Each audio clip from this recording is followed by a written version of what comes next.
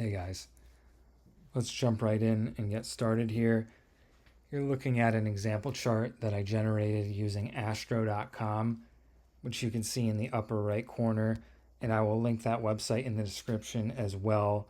It's a great resource, so definitely check it out.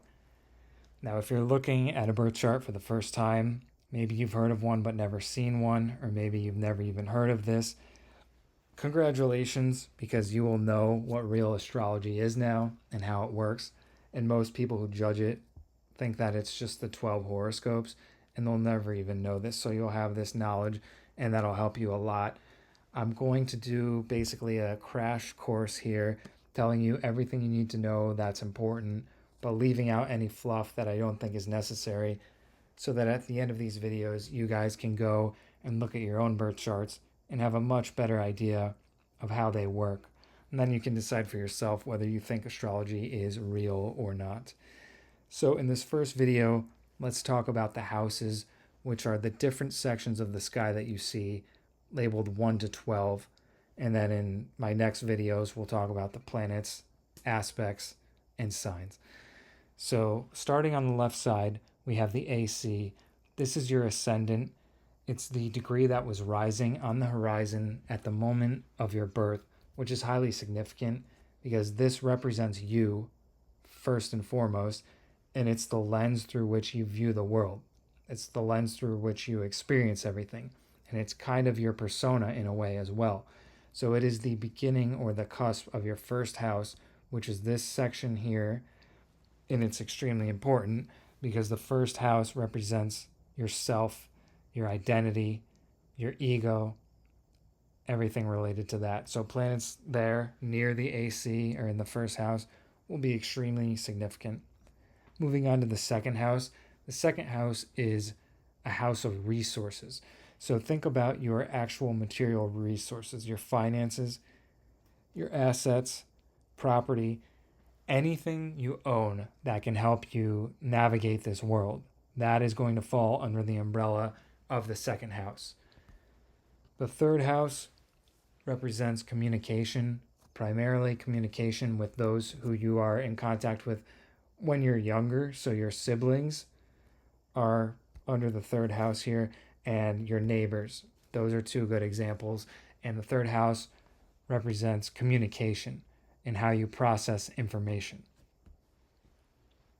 The fourth house represents your family. This is a domestic house.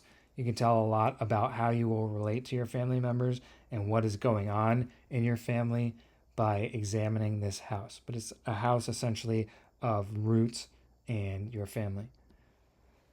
Your fifth house represents hobbies and anything that's creative.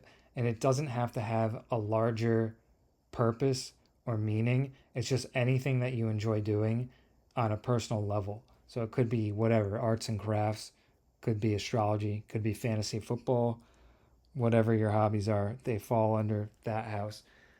The sixth house is a feared house, along with the 12th, which we'll get to eventually.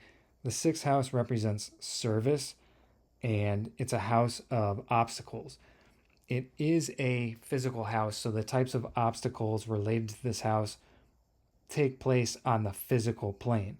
So rather than being, mental, they're actual survival related obstacles in many cases. And it also rules your health and the health of your body. So the first house is your sense of self, but the sixth house is your actual physical body.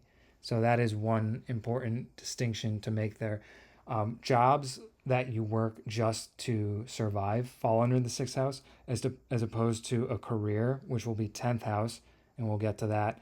But customer service type roles, things like that, all fall under the sixth house, and also service that you do willingly as well. So volunteer work, any type of service. The seventh house is a house that rules other people. So it is the opposite of the first house, which is 6 houses away. And you can see that it has an opposite theme. So first house is self, seventh house is others. It's how you relate to other people, your relationships with them. And that is every type of relationship. So it could be a romantic relationship, it could be a business relationship, any type of one-on-one relationship that you have with another person is going to fall under the seventh house. The eighth house is the house of other people's resources. So, similar to that, how the first and the seventh house are opposite, the second house is your assets and your resources. And then, opposite that, the eighth house is other people's resources. And it also rolls over the occult and things that are transformational in life. The ninth house is the house of philosophy, higher thinking, higher learning. And this house is opposite the third house. So the third house was ideas communicated with those like your siblings and your neighbors. But the ninth house represents expansion of your mind by relating to other people who have diverse experiences. So that is why things like philosophy and religion and just life changes related to your mind and your mentality are associated with the ninth house. But it's a very positive house overall.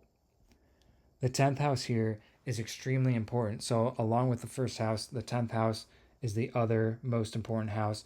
And you can see that the MC here is labeled. That is your midheaven.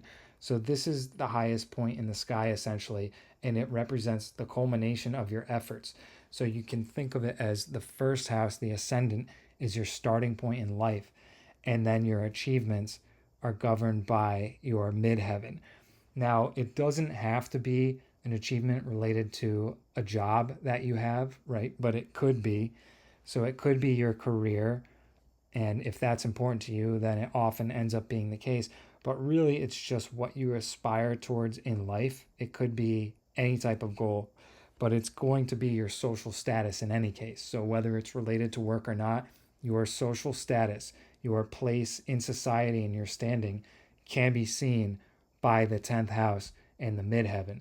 So planets there will be very important. The sign will be very important, just like the first house. Moving on to the 11th house, this house represents your larger social groups that you belong to. So, similar to some of the other oppositions that we've looked at, the fifth house ruled your personal hobbies that you engage in. And opposite that, the 11th house is on a more social, larger scale. What groups do you belong to?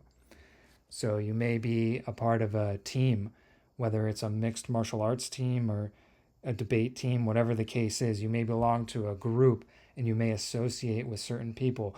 It also rules over your friends. So you don't need to be categorized in any certain way as being a part of a team, but your actual friends will fall under this house. And then finally, we have the 12th house, which, along with the 6th house, is an often feared house because the 12th house is very nebulous and there are lots of hidden things there. So, planets there are obscured and difficult to see, and they can represent basically challenges and obstacles on the mental or spiritual plane, whereas the 6th house was actual physical survival related obstacles like health problems and poverty and things of that nature. The 12th house could be mental health problems or anything that's going on in your subconscious that has not been addressed. So that is what the 12th house rules. And in terms of the phases of life, we started with the first house, which was from birth through your earliest experiences. And then the 12th house relates to your final years, basically.